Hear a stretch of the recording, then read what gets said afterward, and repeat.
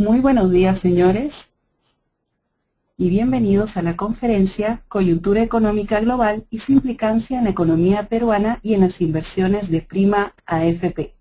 Se les recuerda que en la esquina superior derecha encontrarán un panel de control a través del cual usted podrá formular sus preguntas vía chat, las mismas que serán respondidas por el expositor al final de la presentación. Al final de la presentación podrán visualizar una encuesta para conocer sus comentarios sobre esta conferencia. Ahora sí, vamos a dar inicio a la conferencia con nuestro expositor, José Antonio Roca, gerente de la División de Inversiones de Prima AFP.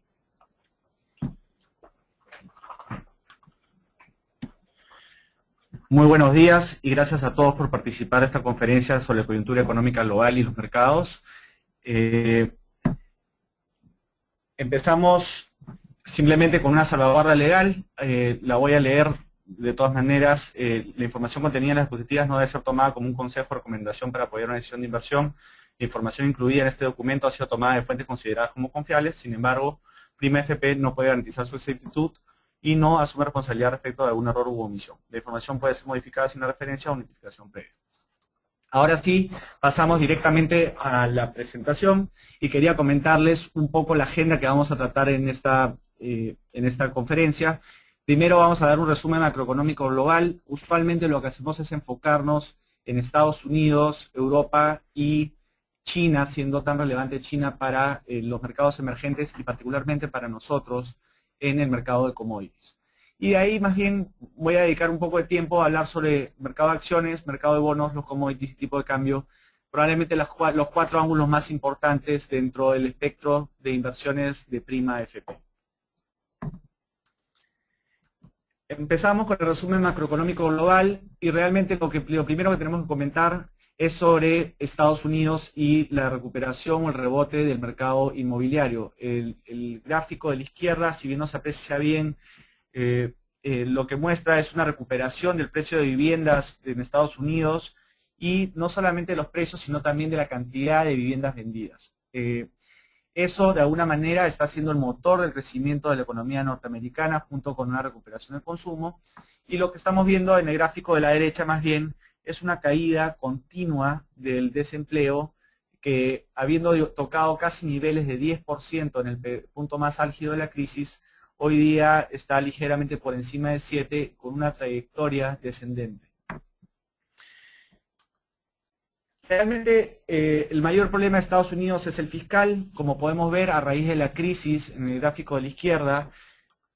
El déficit superó niveles de 10% del PBI en el 2009 y gradualmente lo que ha estado pasando está reduciendo ese déficit, pero sigue siendo niveles relativamente elevados. De hecho, la deuda de Estados Unidos por primera vez superó el 100% del PBI y tocó esta línea que se presenta aquí arriba en el gráfico a la izquierda. Lo que refleja es la deuda total de Estados Unidos, que ya superó los 14 trillones de dólares.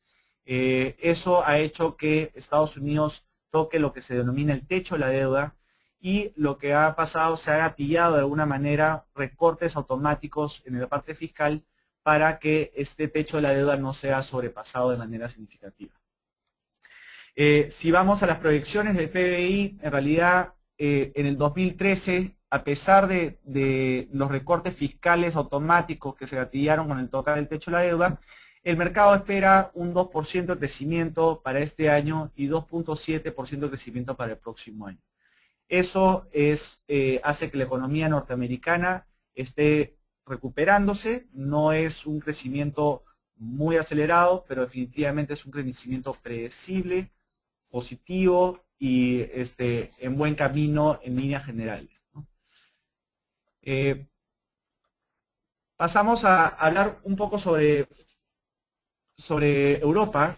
Y en Europa en realidad lo que vemos es países muy mixtos, yendo desde Irlanda, que está rebotando ligeramente de una recesión bien aguda en los años anteriores, Alemania, que básicamente es el país que se destaca dentro de la zona euro por ser el más consistente en términos de desempeño económico, pero en líneas generales, si seguimos viendo el gráfico de la izquierda, lo que podemos apreciar es un Portugal, España, Italia, todos en recesión en el 2013, e incluso la expectativa para toda la zona euro es que esté en recesión este año.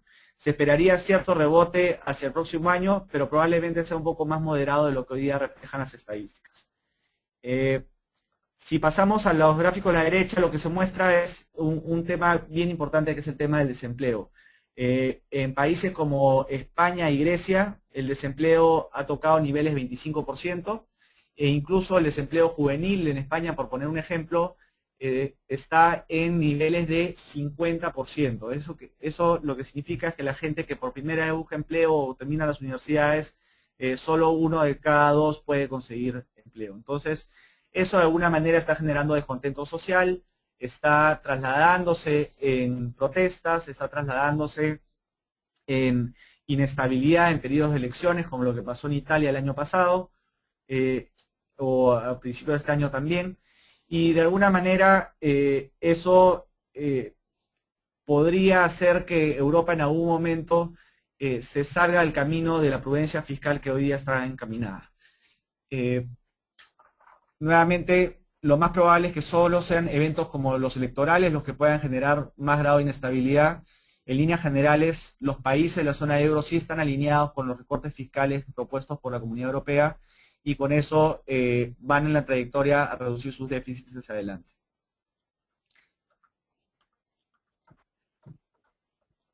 No puedo resaltar lo suficiente. En el caso de Europa, en realidad el tema principal es cómo lidiar con su déficit fiscal, y están en proceso en realidad de recortar gastos y impulsar algunas reformas que los ayuden a lidiar con su déficit. Pero lo que podemos ver en este gráfico claramente es que gran parte de los países, con excepción de Alemania, están en situación de déficit. España con un déficit fiscal bastante pronunciado de 11% el año pasado.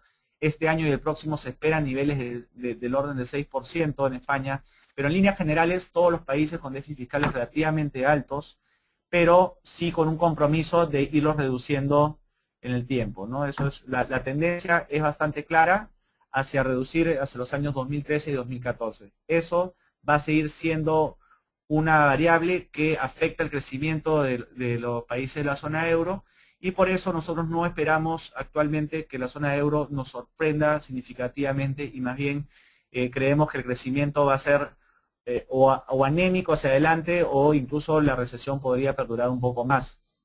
Lo importante de mencionar en la zona euro es que se han dado los suficientes pasos para que el riesgo sistémico muy pronunciado se minimice. Cuando hablo de riesgo sistémico pronunciado, me refiero a que un país salga forzosamente de la zona euro y genere un evento disruptivo a los mercados de manera significativa. Entonces, si bien Europa anda mal y anda débil, no tenemos un espacio tampoco para sorpresas significativamente negativas hacia adelante, como si probablemente ese riesgo existía más claramente en el 2012 y 2011, incluso yendo más atrás al 2010 cuando empezó el tema de Grecia.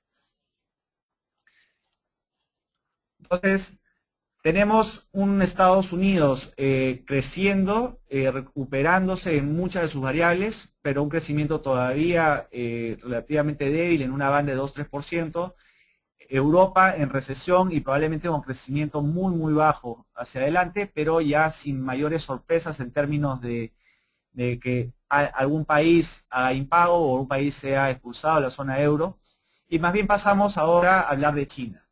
En China, en realidad, lo que tenemos en esta gráfica es cómo ha ido evolucionando las expectativas de los analistas respecto al crecimiento de China. Y lo que tenemos es que al comienzo de año esperaban un crecimiento de 8.1%, y gradualmente esos estimados han ido bajando. Hoy día 7.8 es el promedio del consenso de analistas. Sin embargo, ya empezamos a ver varios reportes que hablan de 7,5, 7.4%. Eso lo que refleja es la decepción que está teniendo China respecto a la expectativa de los analistas, y con ello el mercado chino está empezando a sufrir las consecuencias y también el mercado de commodities.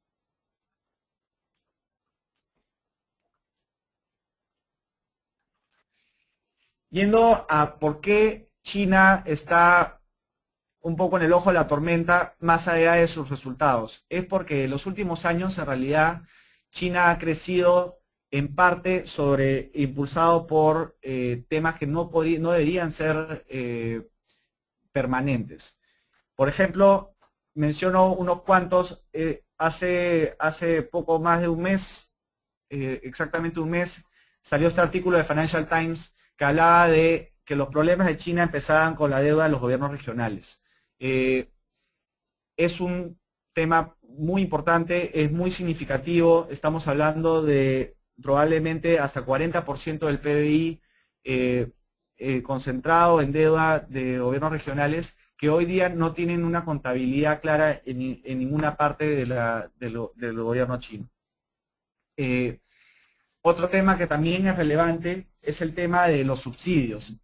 Solamente en abril ya el Economist sacaba este artículo sobre las ventajas que tenía China por inyectar subsidios a su economía o a muchas empresas, pero lo que es curioso en el caso del artículo de Economist, a pesar de ser hace 2 meses, es que la última data que presenta The Economist como fiable es del año 2006. Eso significa que hay mucha opacidad respecto a las cifras que publica China con respecto a subsidios, y es un tema que nosotros lo vemos como más significativo de lo que la gente cree. De hecho, cuando vemos empresas de acero o empresas de aluminio que hoy día deberían salir de producción porque ya pierden plata, las empresas chinas no salen de producción precisamente porque tienen subsidios que los sostienen, ¿no? Finalmente, el último tema que también genera incertidumbre sobre China, este también es un artículo de Business Week de solamente hace un mes, en el cual habla ya del shadow banking o la banca en la sombra. Los bancos de China han empezado a sacar créditos fuera de su balance, ofreciéndolos a las personas naturales como un producto de renta, y con ellos se podría estar escondiendo buena parte de la morosidad y buena parte de los créditos malos del sistema financiero chino. Para que sea una idea en orden de proporción, si la deuda de gobierno regional puede estar alcanzando 40% del PBI, la banca en la sombra también podría ser otro 40% del PBI. Nadie lo sabe muy a ciencia cierta, en realidad no solamente los tamaños de cada uno de estos, sino los componentes, es decir, si la deuda de gobiernos regionales ha sido utilizada en cosas productivas y rentables, y si la banca en la sombra tiene cartera morosa o no tiene cartera morosa. Sin embargo, solo antes de ayer ya Fitch sacaba un artículo bastante lapidario contra China y todo el tema relacionado a la banca en la sombra que añade a la incertidumbre respecto a China hacia adelante. Entonces, nuevamente, para recapitular la parte macro, Estados Unidos recuperándose moderadamente, pero una recuperación y al fin y al cabo sin muchas sorpresas. Europa tampoco con muchas sorpresas, pero en un territorio de recesión y probablemente una recuperación anémica hacia adelante. Y China, más bien, por más que crece significativamente, sí viene decepcionando y tiene variables de riesgo identificadas que podrían hacer potencialmente que esta economía se siga desacelerando. Ahora, ¿cómo todo este contexto se ha trasladado a los mercados? Y vamos a hablar un poquito sobre eso. En realidad, lo que tenemos es, en este gráfico, es que en el año 2012, en realidad todas las bolsas fueron rentables. Estados Unidos rindió 14%, Europa 13%, Japón 19%, y en realidad prácticamente todas estuvieron en terreno positivo, con excepción de Brasil, que se puede ver en este gráfico. Ahora, en el 2013, en lo que va el 2013, y eso es al 11 de junio, está desactualizado unos días, lo que vemos es una marcada diferencia entre lo que pasa en los mercados desarrollados, donde todos están en terreno positivo y marcadamente positivo de 2 dígitos, y más bien unos mercados emergentes todos en terrenos negativos y significativamente negativos. De hecho, Perú hoy día Es la segunda bolsa menos rentable del mundo en lo que va del año, y en realidad hasta antes de ayer era la menos rentable del mundo. Brasil nos pasó recién ayer, con lo cual sí podemos apreciar un comportamiento bastante divergente entre los mercados desarrollados y mercados emergentes. Ahora, siempre se nos pregunta por qué, si los mercados desarrollados están tan débiles en términos de crecimiento, esos mercados les va bien, y más bien mercados emergentes que en crecimientos y en fundamentales están mejor, ¿por qué les va peor? Y en realidad lo que tenemos que poner en perspectiva es que los mercados se mueven por expectativas. Si la expectativa es decepcionada, el mercado cae; si la expectativa es sobrepasada, el mercado sube. El número en sí no es tan relevante como la expectativa. Quería mostrar este gráfico. Básicamente lo que dice este gráfico es lo siguiente: en una perspectiva de 40 años que parte desde el año 1970, siempre la tasa del Tesoro americano estaba por encima de la tasa de dividendo de las acciones. En realidad, en 40 años solamente han habido 2 episodios en los cuales estas líneas se han cruzado. Uno fue en la crisis, en la cual los precios de las acciones cayeron significativamente, pero con justa razón, porque la incertidumbre era muy alta, y más bien el rendimiento de los bonos cayó significativamente porque fueron el lugar de refugio natural en el momento más álgido de la crisis.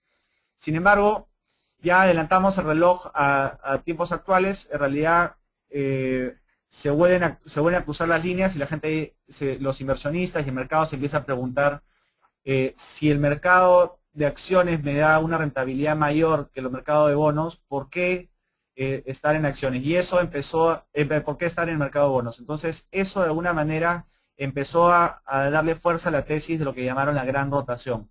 Lo que esperaba el mercado era que los inversionistas migren de la renta fija, que ya rendía muy poco, a la renta variable, que rendía al menos un poco más, ¿no? Ojo, solo 2 episodios en 40 años hacían bastante creíble la tesis. Ahora vamos a tratar de ver un poco qué es lo que ha pasado.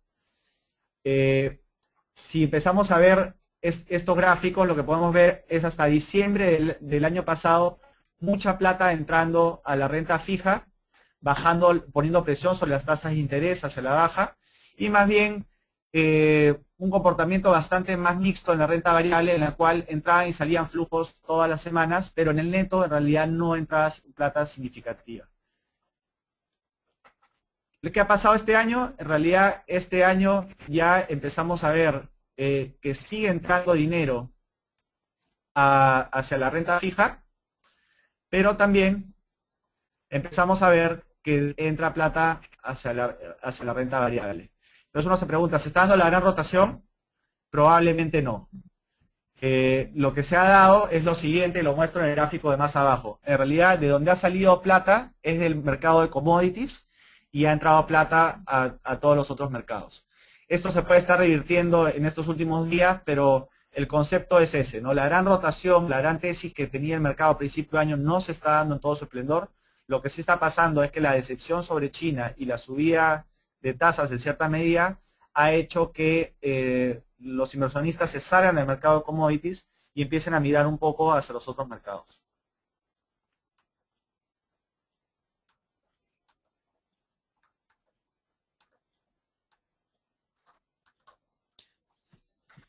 Una gráfica que me parece bien importante resaltar, y probablemente esta es la gráfica que explica buena parte del comportamiento del mercado americano este año, es el siguiente. En la línea naranja lo que se puede apreciar es cómo los analistas han ido revisando al alza sus expectativas del Standard & Poor's 500 para este año. Y lo que ha pasado es, si el año pasado empezaron en 100, hoy están en 110. Lo que esperan es que el mercado cierre niveles cada vez más altos. Sin embargo, cuando empiezas a ver los fundamentales y cómo esperan los analistas que le vayan a los resultados de las empresas, los resultados de las empresas sí los han ajustado a la baja, lo cual no tiene tanto sentido. Lo que tiene sentido es que estas líneas se muevan paralelas. Mientras mejores resultados esperan las empresas, mejores resultados esperas del índice. Esta divergencia entre una línea y otra, lo que explica es esta tesis de gran rotación, esta entrada masiva de capitales hacia la renta variable, que el mercado dice, independientemente de cómo le vaya a las empresas, y yo creo que el índice va a subir porque va a haber mucha plata entrando hacia la renta variable. Eso, desde nuestra perspectiva, nos pone un poco cautelosos respecto a la perspectiva del Standard & Poor's 500, porque el fundamental no necesariamente está acompañando las expectativas en la bolsa. Ahora, cuando uno empieza a hablar de las divergencias entre el comportamiento de la bolsa americana versus la bolsa de Perú, tienen que ver no solamente la parte macro, sino la parte micro. ¿Y qué me refiero con esto? Que nosotros no compramos acciones de países, nosotros compramos acciones de empresas que están en estos países. Y en Estados Unidos, por ejemplo, lo que podemos ver es en las barras azules que las utilidades, salvo en el tercer trimestre del 2012, han estado creciendo. Y no solamente han estado creciendo, sino que han estado superando las expectativas de los analistas en por lo menos 5% el último trimestre, que está reflejado por la barra naranja. En cambio, cuando uno se va a Perú, los resultados de las empresas en realidad no están creciendo significativamente y además están decepcionando las expectativas de analistas, como lo que sucedió el último trimestre, que la decepción fue del orden del 13%. Entonces, nuevamente, los mercados se mueven por sorpresas positivas y negativas. En el caso de Estados Unidos, la sorpresa es positiva y eso empuja a los mercados al alza. En el caso de Perú, la sorpresa es negativa y por lo tanto eso empuja a los mercados a la baja.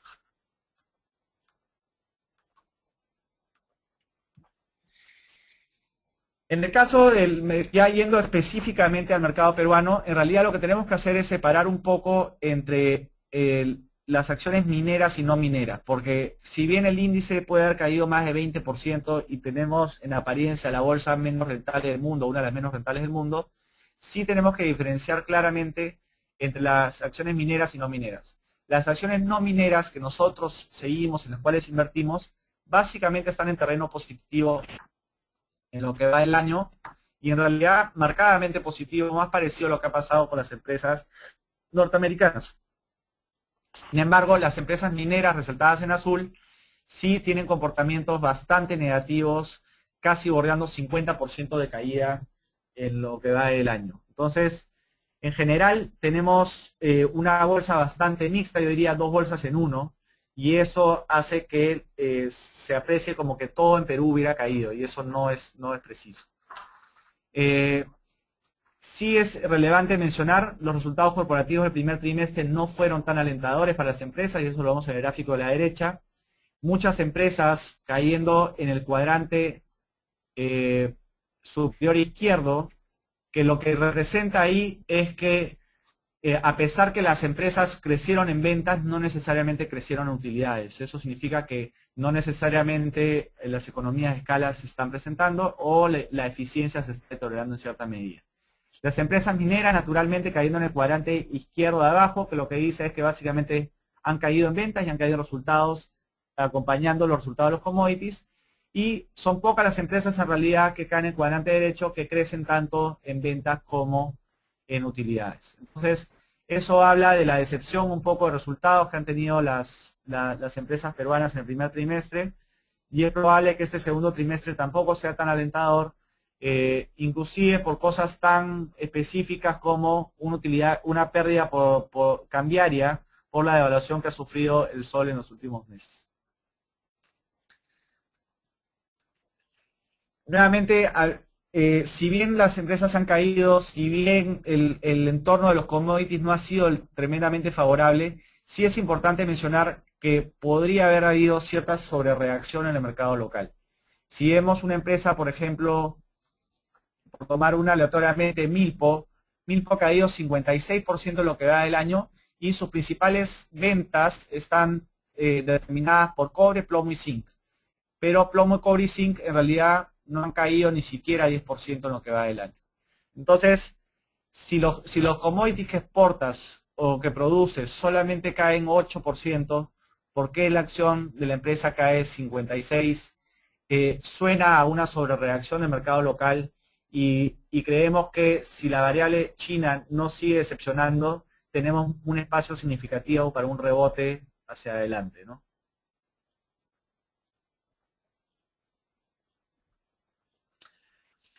Un tema para cerrar la renta variable, quería mencionarles algo. Cuando uno está en prima AFP, tiene que ser consciente de que estamos con un estilo de inversión sumamente diferenciado respecto al resto del sistema privado de pensiones. Nosotros hoy día tenemos cerca de 3.000 millones de soles invertidos en títulos individuales en el exterior en acciones. Es decir, nosotros vamos empresa por empresa ganando convicción sobre la inversión que estamos haciendo e invirtiendo individualmente. Las 3 otras FP sumadas hacen 750 millones de soles, eso significa la cuarta parte de lo que tiene prima en esta categoría. Entonces es un estilo de inversión bastante diferente. Las demás AFPs lo que hacen es más bien una inversión a través de índices o inversiones tercerizadas a fondos mutuos, pero recordemos pues que los índices a veces tienen de todo un poco, tienen empresas con muy buenos fundamentos, empresas un poco más débiles, y nosotros preferimos elegir individualmente cada empresa que creemos que hacia adelante será el secreto de una rentabilidad bastante diferenciada. La pregunta que sigue es, ¿qué cosa hacemos con esa plata? ¿Hacia qué cosas buscamos? En realidad, esta pirámide algo gráfica y solamente con algunos ejemplos de las cosas que buscamos o hacemos, nos movemos en toda la pirámide. La pirámide lo que te dice es, tienes en la parte de la base empresas que en apariencia son baratas, pero también bastante consolidadas en su modelo de negocio. Podemos estar hablando de un Apple, podemos estar hablando de un Cisco, en la parte de tecnología, por ejemplo, ¿no?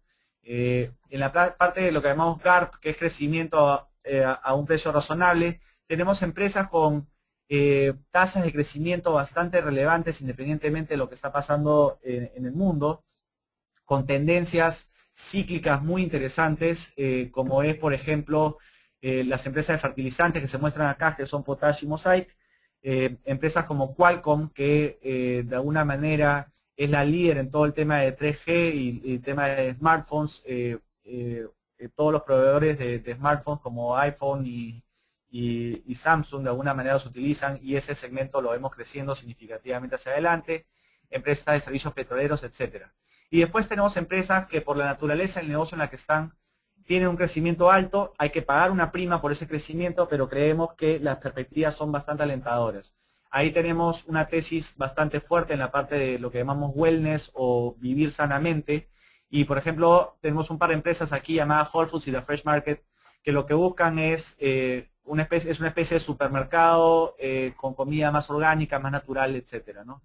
También podemos ver empresas en mercados emergentes acá en la pirámide que están creciendo a tasas bastante elevadas, ¿no? Entonces, cubrimos todo el espectro de tasas de crecimiento. Lo importante es que el valor fundamental está ahí y podamos individualmente elegir cada una de estas empresas para poder tener una rentabilidad diferenciada con respecto a estrategias más de índices, ¿no? Cerramos el capítulo de acciones y vamos al capítulo de bonos, que hoy día quizás centra bastante la atención de los mercados. Los bancos centrales, como sabemos, han inyectado mucha liquidez a los mercados. Los balances de los bancos centrales han crecido significativamente desde la crisis y eso ha traído consigo que las tasas de interés bajen en todo el mundo. Sin embargo, cuando ya empezamos a ver que Estados Unidos empieza a reflotar de cierta manera, las expectativas de que el retiro de estímulo en Estados Unidos se den son relativamente altas y eso ha llevado a que las tasas de interés empiecen a subir. De hecho, algunos de esos datos están un poco desactualizados. Para que sea una idea, la tasa a 30 años está en 3.46% mientras hablamos. La tasa a 10 años está en 2.38%. Una subida no poco significativa respecto a los mínimos que teníamos hace solo unos meses. Eso trae consigo algunas secuelas sobre el mercado de renta fija. Evidentemente el mercado de renta fija ya no tenía muchos retornos que exprimir y tenía más bien un riesgo de que el mercado en algún momento se dé la vuelta. En Estados Unidos se habla del famoso tapering o no tapering. Lo único que dice eso es, si la Reserva Federal va a disminuir su ritmo de compras de activos o no va a disminuirlo. Y en realidad lo que probablemente suceda es que, y ya lo anunció ayer claramente la Reserva Federal, es que van a empezar a reducir, que probablemente se cumpla la línea punteada, empezarían en septiembre o diciembre de este año y pensarían quizás hasta diciembre o hacia mediados del próximo año dejar de comprar marginalmente más activos. ¿Eso significa retirar el estímulo? Sí, pero significa retirar todo el estímulo anterior, no. Significaría que esta línea simplemente tendería a estabilizarse en algún momento del próximo año y el balance de la Reserva Federal estabilizarse en 4 trillones de dólares. Ahora, tiene que ser muy cuidadoso la Reserva Federal a qué ritmo lo hace, porque puede detener precisamente la senda de crecimiento que hoy día está teniendo Estados Unidos. ¿Por qué nosotros creemos que tiene que tener algo de cautela? Por un lado, porque la inflación todavía está en niveles bastante bajos, 1.1% los últimos 12 meses, deflación los últimos meses. Entonces, no necesariamente es el momento que uno empieza a retirar el estímulo, ¿no? Porque puede caer en terreno de inflación muy baja o hasta deflación. Lo que ha dicho Bernanke el día de ayer es que él cree que la inflación reportada en los últimos meses es particularmente baja por eventos muy puntuales y que cree que en realidad la inflación subyacente está ligeramente por encima y subiendo. Entonces, por eso es que se ha animado a dar un mensaje de que el retiro de estímulo estaría bien encaminado. El otro punto en el cual tiene que tener un poco de cuidado es que el crecimiento todavía está en niveles de 2-3%, no es un crecimiento muy acelerado, así que tasas de interés más altas no necesariamente son beneficiosas para el crecimiento de Estados Unidos. Otro punto importante es que, como mencionamos al comienzo de la presentación, el mercado inmobiliario está siendo el motor de la economía norteamericana. Las tasas de interés más altas lo que reflejan es una tasa de hipoteca más alta, y si la tasa de la hipoteca es más alta, se puede desacelerar este motor de crecimiento. Tanto así que ya en el último mes, ya la demanda por hipotecas cayeron 11,5%, y lo que sí, desde la perspectiva de la Reserva Federal, ha sido un evento bien particular, y ellos creen que el mercado inmobiliario no está teniendo tanta sensibilidad a una subida de tasas. Y un tema que menciono finalmente es el tema fiscal, el hecho de que Estados Unidos ya tenga déficits fiscales relativamente altos y además deuda por renovar conforme va venciendo. El hecho de que las tasas de interés sean más altas significa que va a tener que pagar una tasa de interés más alta. Eso, desde nuestra perspectiva, nos hace pensar que la Fed podría en algún momento ponerle un freno si a la subida de tasas de interés sí empieza a ser demasiado pronunciada, pero hasta ahora lo que hemos visto ayer al menos es que la Reserva Federal ha minimizado algunos de estos factores, diciendo que la inflación en realidad está un poco más fuerte de lo que la gente cree, y también hablando de que el sector inmobiliario está menos sensible a la subida de tasas de interés de lo que la gente puede creer. Entonces, esto va a ser muy contingente a la data que vaya saliendo hacia adelante del mercado norteamericano, y con ello lo que tenemos es cierta cautela con respecto a la trayectoria que pueden seguir las tasas de interés hacia adelante.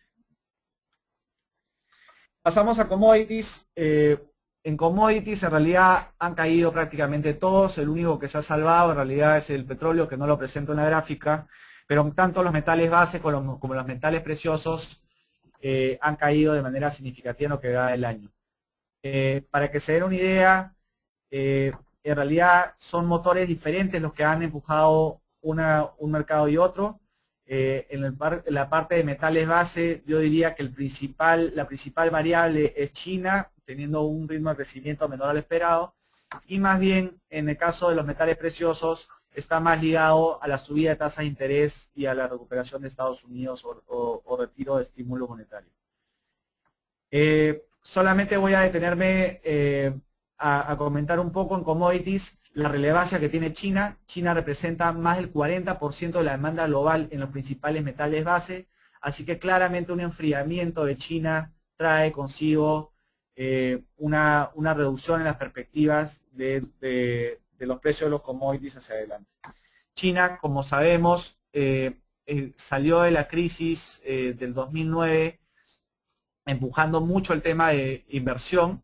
Lo podemos ver en el gráfico de la derecha, la barra naranja que se presenta acá, que resalto, fue muy significativa en el 2010 y poco a poco eso se ha ido diluyendo porque China no puede depender tanto de un crecimiento de solamente inversión. Tiene que en realidad migrar a una economía más de consumo. Ese es uno de los principales desafíos del nuevo gobierno y por eso es que de alguna manera la demanda por commodities también podría no ser tan pronunciada como lo que ha sido hasta ahora. Solamente voy a mencionar dos commodities que son muy relevantes para nosotros. Uno es el cobre y el otro es el oro. En el caso del cobre, lo que podemos ver en el gráfico de la izquierda, las barras representan la demanda global y la línea representa la oferta global. Lo que podemos ver en el gráfico es que durante los últimos años hemos tenido una situación de cuasi equilibrio o en realidad un ligero déficit que hacía pensar pues que si China rebotaba significativamente se iba a generar más déficit y con más déficit y pocos inventarios básicamente el cobre se iba a acabar en el mundo, ¿no? Entonces eso hacía que las perspectivas de precios fueran súper altas. Hoy día nos encontramos en una situación en la cual la oferta supera la demanda, estamos con superávit, es un cambio de juego bien relevante para el cobre y además la expectativa es que hacia el 2014 la producción global empieza a aumentar significativamente porque entran varios proyectos en producción. Entonces sabemos con certeza que la producción va a aumentar, lo que no sabemos con certeza es si la demanda va a aumentar y eso hace que el superávit potencial sea más alto y los precios se vuelvan vulnerables hacia adelante. Ahora bien, ¿cuán vulnerables? El cobre realmente sí puede ser vulnerable. Normalmente cuando un precio de cobre como el que se presenta en esta gráfica está por encima de los $3 y toda la producción global está ganando plata, que está representado por esta gráfica, la mina más ineficiente produce a $3 la libra, está ganando plata la mina más ineficiente. Entonces, el precio del cobre podría caer de una manera en la cual todavía no se recorte ningún tipo de producción, sí es muy factible en la medida que la demanda global no se recupere. Siempre hemos hablado del tema de vulnerabilidad del cobre ante este escenario, esperemos que no suceda, esperemos que China muestre algún tipo de recuperación hacia el segundo semestre de este año, y además también la demanda global muestra algún tipo de recuperación hacia el próximo año. Pasamos al oro, y el oro en realidad se le han juntado dos variables bien importantes, ¿no? El oro, ¿por qué rebotó tanto en los últimos años? ¿Por qué? Porque había mucha inestabilidad, mucho nerviosismo en el mercado y porque las tasas de interés estaban a la baja. Hoy día lo que estamos viendo es las tasas de interés subiendo y la volatilidad bajando. Entonces, son las dos variables que le hicieron subir, hoy día se mueven en dirección opuesta y lo hacen bajar. Y eso ha traído consigo una salida de flujos muy importantes que vemos en el gráfico de la derecha. Podemos ver que lo que es la línea naranja, que es la posición que tienen los inversionistas a través de derivados, toca su mínimo no visto desde el 2007. Y más bien las posiciones a través de ETFs o acciones que representan oro, también ha bajado un poco, pero eso sí está lejos de tocar mínimos históricos, ¿no? Entonces, al salir muchos inversionistas en un corto plazo, eso hace pues que la presión sobre el precio sea sumamente significativa. Hoy día, si no me equivoco, el oro también sigue cayendo ante el anuncio de la Reserva Federal y lo que tenemos es un oro ya bordeando $1.300 cuando viene desde niveles por encima de 1.800. Tipo de cambio es otra variable importante. Si vemos este gráfico, en realidad no se veían devaluaciones de este tipo desde la crisis, representada en la parte izquierda de la gráfica, y en realidad ni siquiera en los momentos de mayor inestabilidad europea o inestabilidad electoral en Perú, hemos visto pues devaluaciones de más del 2-3%. Ahora la devaluación es del orden del 7%, es bastante pronunciada en un plazo bastante corto, y esto se asocia a varias variables que voy a mencionar en la siguiente diapositiva. Primero, sí, fundamentalmente hay cosas que pueden haber cambiado. La balanza comercial en Perú se volvió negativa en el primer trimestre y había sido significativamente positiva solamente hace un año. La volatilidad que se ha empezado a generar en el sol hace que la gente tenga cierto nerviosismo natural y empieza a dolarizar sus depósitos. Al momento de dolarizar sus depósitos hay más demanda por dólares. También las tasas de interés en Estados Unidos empiezan a subir. Eso hace más atractivo el dólar, menos atractivo el sol. Hay una salida de capitales de alguna manera y eso también tiene un impacto sobre la devaluación del sol.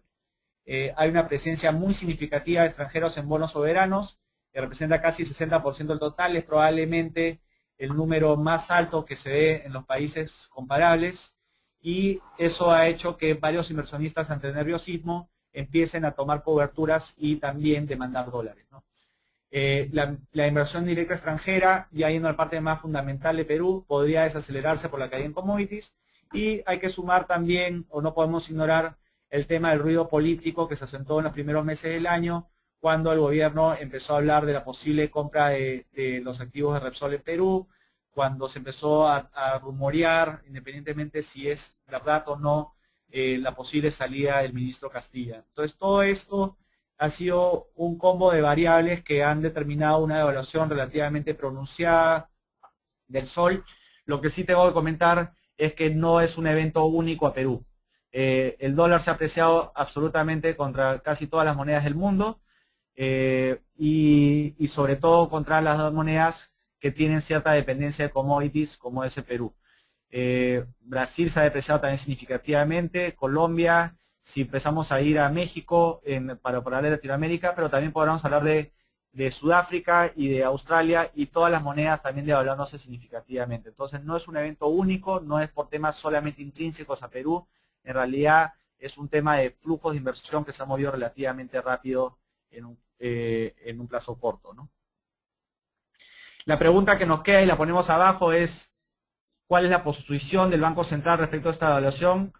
Yo creo que naturalmente iban a dejar cierta devaluación o permitir cierta devaluación, dado que no es un evento sin justificaciones. Sin embargo, sí hay variables que podrían preocupar al Banco Central, como que, por ejemplo, mucha gente tiene deuda en dólares y gana en soles, y por lo tanto una devaluación hace que cada vez el crédito les salga más caro.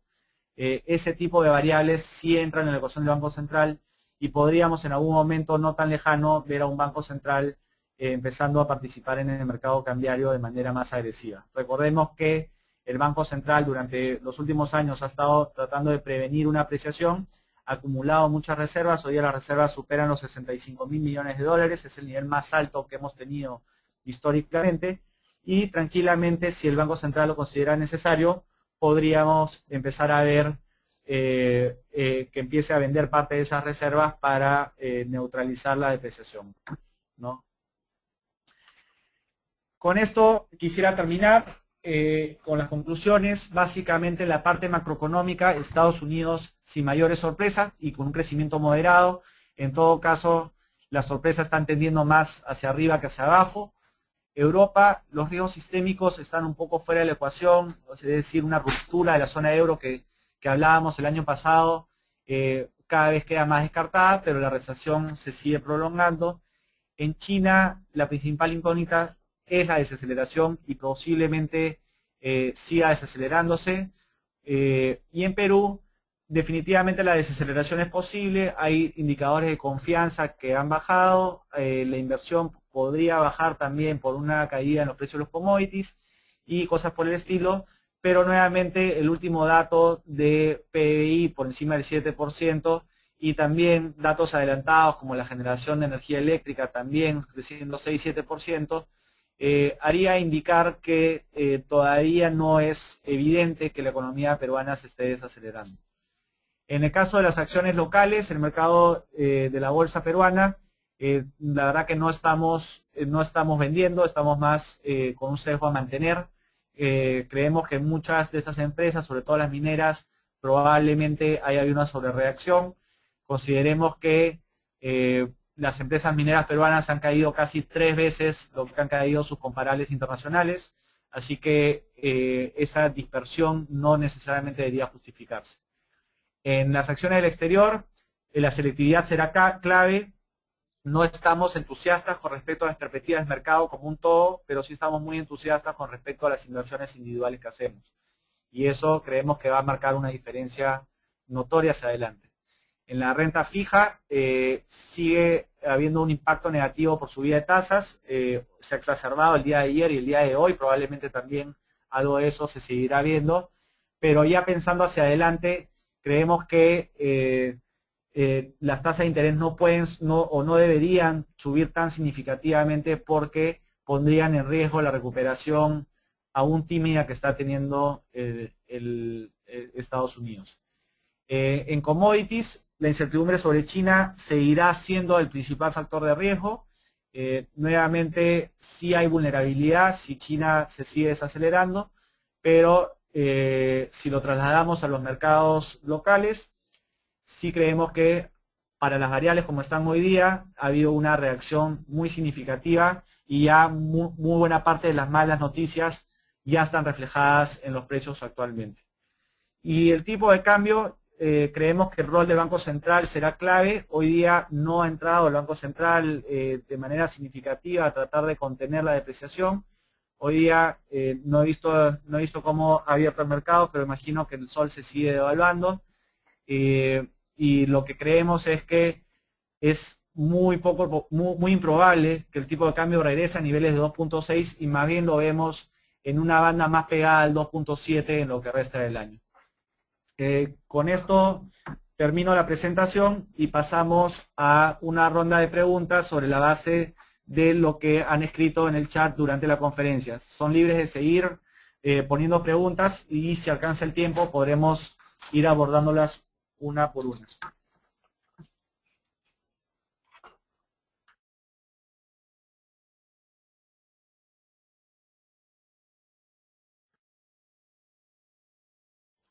Una de las preguntas que nos llegó fue si los commodities tienen algún precio de piso. Nosotros siempre creemos que el precio de piso está determinado por la curva de costos. Es decir, si el zinc hoy día, ya a los precios actuales, hay una buena porción de la producción global que está perdiendo plata, es probable que ya esté bastante cerca al piso. ¿Por qué? Porque simplemente los que pierden plata dejan de producir y el ajuste de oferta-demanda no viene por una subida de demanda, sino por una caída de la oferta. Por eso mencioné la relevancia del cobre, porque en el caso del cobre sí está lejos de los costos de producción de las mineras y el piso no está claro, el piso estaría bastante lejos de donde está hoy día el precio del cobre, ¿no? El oro es difícil ponerle un piso, no tiene un valor intrínseco per se, y sí lo que creemos es que, por lo menos por el lado de producción, muchas mineras podrían no ser rentables a estos niveles de oro, y eso podría generarle un poco de piso. Sin embargo, el oro no necesariamente depende tanto de la producción anual, como del stock de oro que existe en el mundo y que cambia de manos permanentemente, ¿no? Entonces, ahí es un poco más difícil. Nosotros normalmente, o yo diría nunca, hemos recomendado el oro como una inversión. Lo que hemos dicho es que el oro siempre es un buen diversificador de portafolio y si es algo que uno quizás debe tener en cierta medida de su portafolio, pero 10-15% de portafolio quizás no más, ¿no? Es un diversificador. Yo creo que hay tan buenos argumentos para pensar que el oro va a subir, como tan buenos argumentos como pensar que el oro va a bajar. Así que, por un lado, tenemos en los argumentos que puede subir que hay mucha inyección de dinero en el mundo que no tiene respaldo de oro y que los bancos centrales deberían tender a tomar más oro, y eso se sigue viendo. Los bancos centrales siguen comprando oro. pero la parte de inversionistas va en sentido opuesto y también hay un espacio bastante grande para que los inversionistas salgan. Entonces, el neto de esa ecuación no queda claro y prefiero decir que no tenemos una visibilidad clara sobre lo que va a pasar en el oro.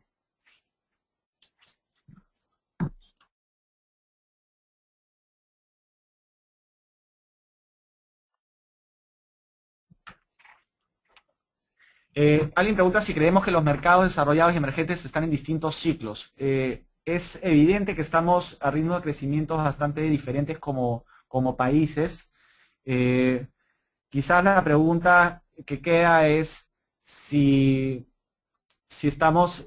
como bolsas o como mercados bursátiles se van a seguir comportando de manera diferente. Ahí sí hay un signo de interrogación.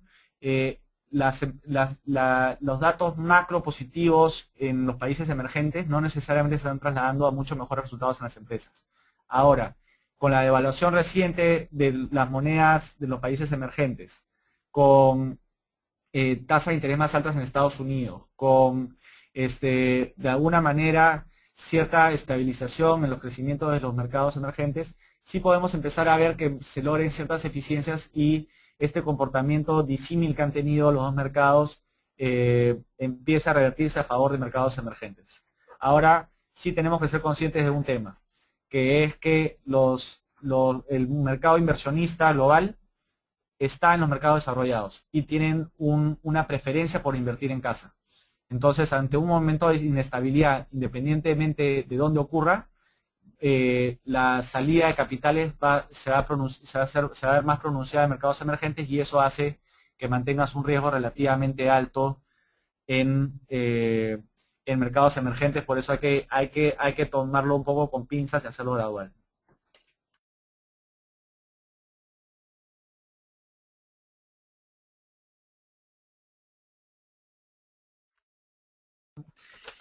Preguntan si el crecimiento de Estados Unidos será sólido, sostenible con el nivel de deuda que tiene y si puede caer por debajo de lo esperado. Estados Unidos tiene una ventaja que no tienen muchos países del mundo, que es la moneda funcional del mundo, el dólar, y es el lugar donde todos los inversionistas se refugian cuando hay inestabilidad. Así la inestabilidad sea en Estados Unidos. Tanto así que cuando le bajaron la clasificación AAA a Estados Unidos hace un par de años, las tasas de los bonos americanos, las tasas de interés de los bonos americanos bajó en lugar de subir. Eso es un evento que no ocurre con normalidad y eso hace que mientras genere déficit puede seguirlo financiando en los mercados internacionales sin ningún problema. Sí tiene un problema de mediano a largo plazo, que es contener el crecimiento de alguna manera explosivo que ha tenido en su deuda en los últimos años, porque empiezan a entrar otros temas como la deuda de los fondos de pensiones o el Social Security y todos los beneficios sociales que conlleva eso, como el Medicaid y Medicare, y con ello tienen que empezar a normalizar o mejorar sus cuentas fiscales para el futuro. Pero hoy día pensar que Estados Unidos puede descarrilarse significativamente no queda claro si tienes un banco central dispuesto a inyectar mucha liquidez, si tienes una moneda funcional del mundo que es el dólar y que mientras puedas financiar tu déficit fiscal el mercado va a estar ahí para apoyarte, ¿no?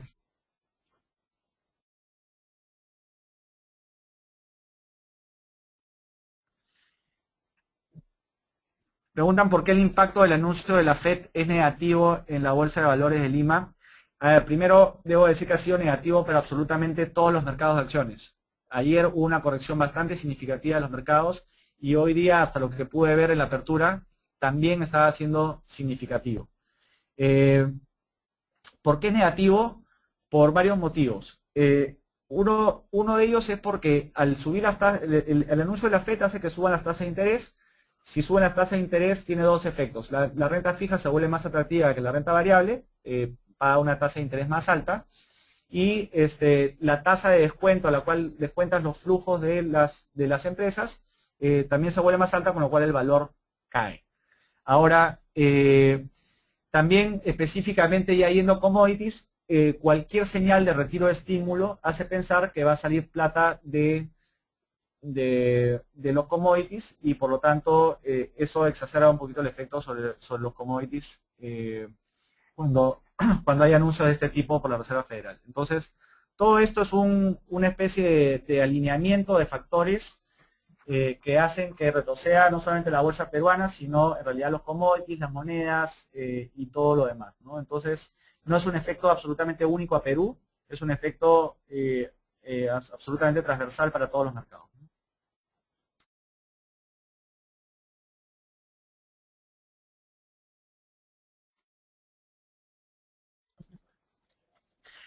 A ver, preguntan cuál es el tipo de fondo según la coyuntura actual que podría ser más rentable.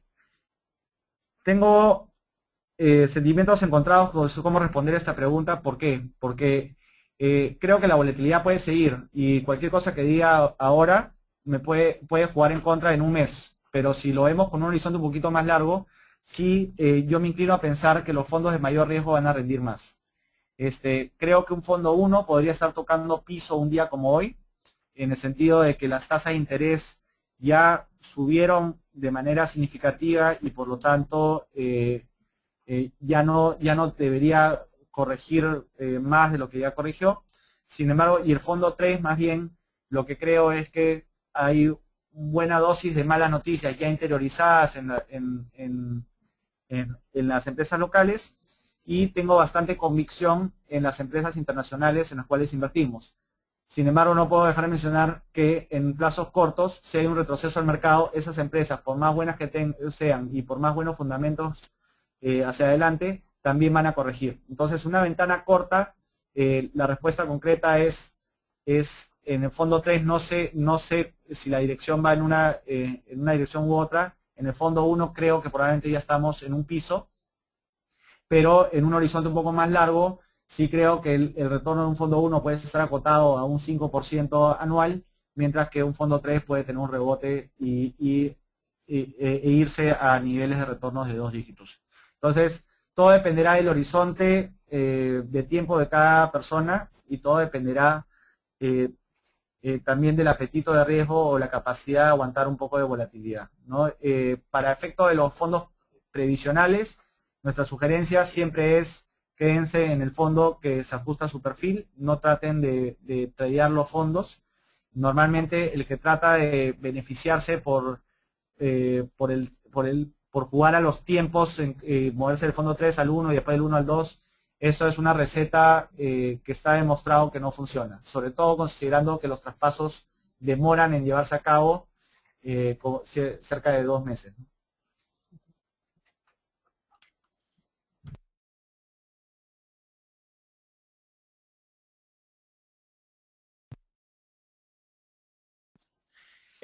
Preguntan qué porcentaje tenemos en el exterior y qué porcentaje en empresas mineras. A ver, en empresas mineras del exterior, cero. No, nunca hemos visto como una estrategia muy sabia tratar de buscar una concentración mayor a minería que la que ya tenemos en el mercado local. En el exterior estamos cerca del 36%, que es el límite regulatorio establecido por el Banco Central.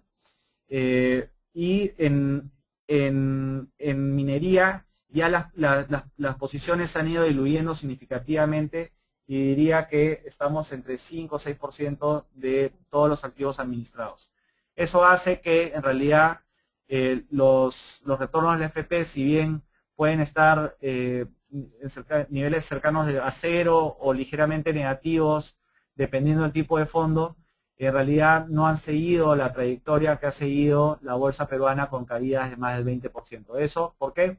Porque ha habido una mayor diversificación internacional, porque ha habido una menor exposición a commodities que lo que tiene el índice, y eso hace pues que ha sido bastante menos vulnerable. Eso también hace que la comparación con respecto, por ejemplo, a fondos mutuos haya sido bastante favorable para las AFPs, toda vez que los fondos mutuos están con retornos en algunas ocasiones con retornos negativos de 2 dígitos.